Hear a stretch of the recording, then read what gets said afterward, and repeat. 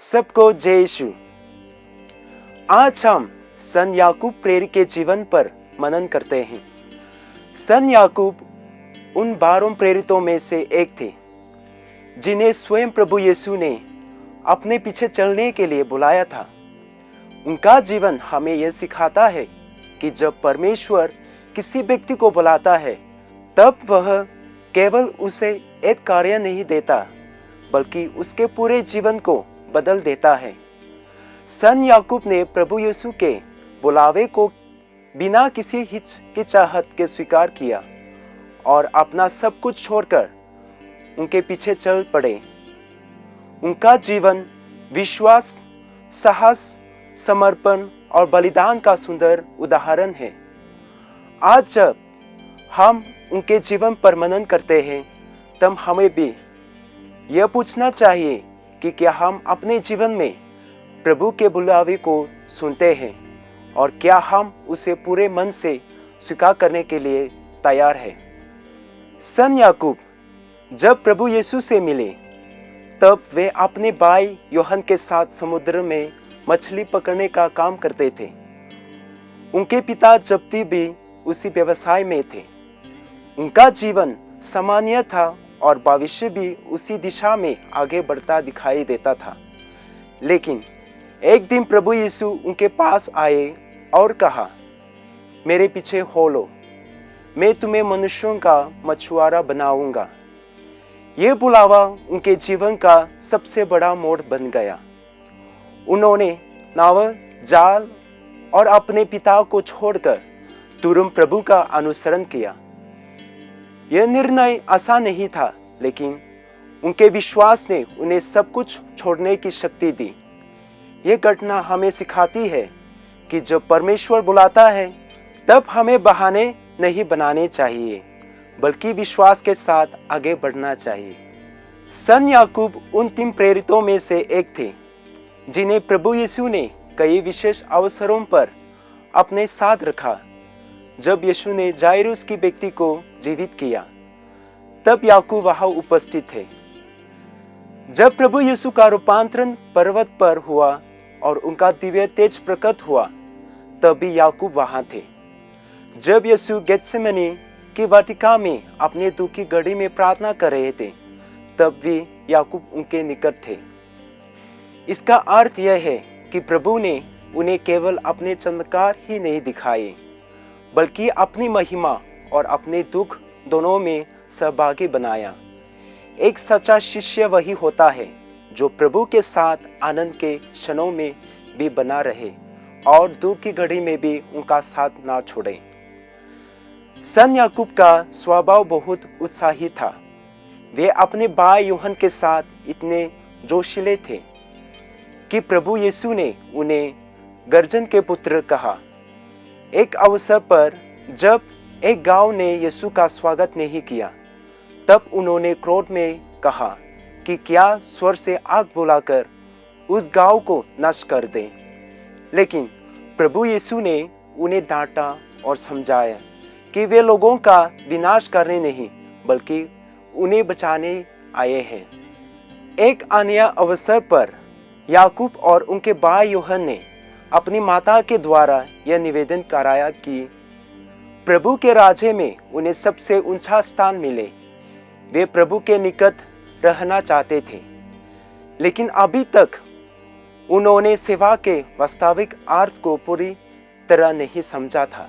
तब प्रभु यीशु ने उन्हें सिखाया कि जो बड़ा बनना चाहता है उसे सबसे पहले सेवक बनना होगा। उन्होंने कहा कि मनुष्य पुत्र सेवा करवाने नहीं बल्कि सेवा करने और बहुतों के उद्धार के लिए अपना जीवन देने आया है। यह शिक्षा केवल याकूब के लिए नहीं थी बल्कि हम सभी के लिए है।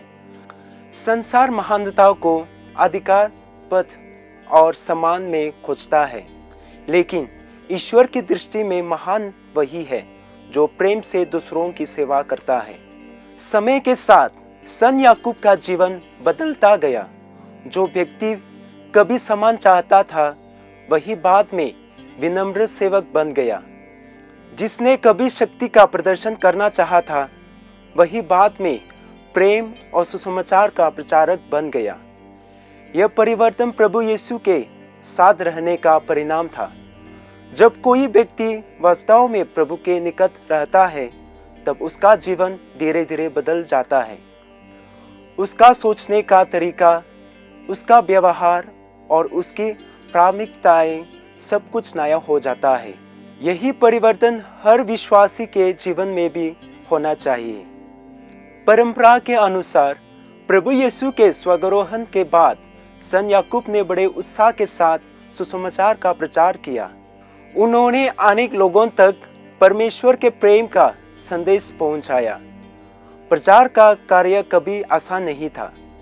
उन्हें विरोध, कठिनाइयों और अनेक चुनौतियों का सामना करना पड़ा। फिर भी उन्होंने पीछे हटना स्वीकार नहीं किया। उनका विश्वास परिस्थितियों पर नहीं, बल्कि प्रभु पर आधारित था। वे जानते थे कि जिस प्रभु ने उन्हें बुलाया है, वही उन्हें हर कठिनाई में शक्ति भी देगा। संत याकूब पहले प्रेरित थे, जिन्होंने प्रभु यीशु के लिए अपने प्राणों का बलिदान दिया। राजा हेरोदेस ने उन्हें तलवार से मरवा दिया। इस प्रकार उन्होंने अपने रथ से अपने विश्वास की गवाही दी। जब प्रभु यीशु ने उनसे पूछा था, क्या तुम वह प्याला पी सकते हो जो मैं पीने वाला हूँ?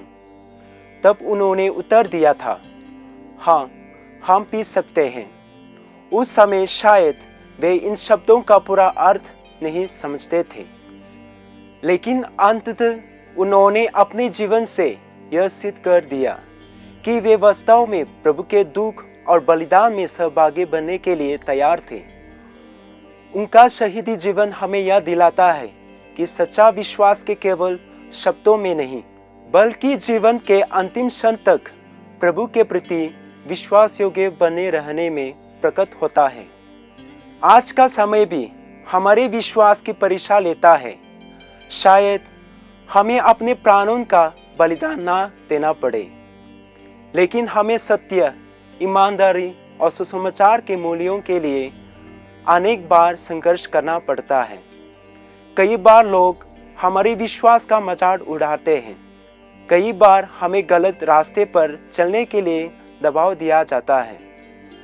ऐसे समय में संत याकूब का जीवन हमें साहस देता है कि हम किसी भी परिस्थिति में प्रभु यीशु का साथ ना छोड़ें।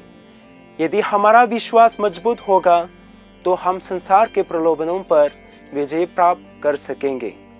संत याकूब का जीवन हमें यह भी सिखाता है कि प्रभु साधारण लोगों के द्वारा असाधारण कार्य करते हैं।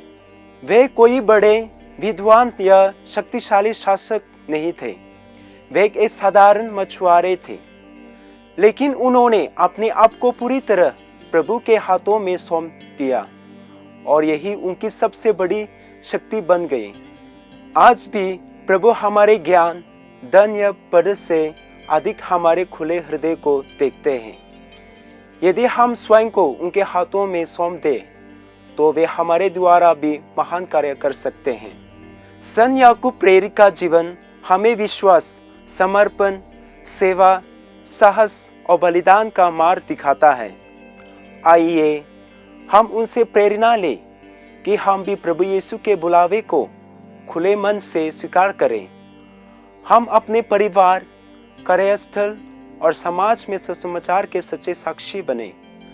हम दूसरों की सेवा को अपना सम्मान समझें।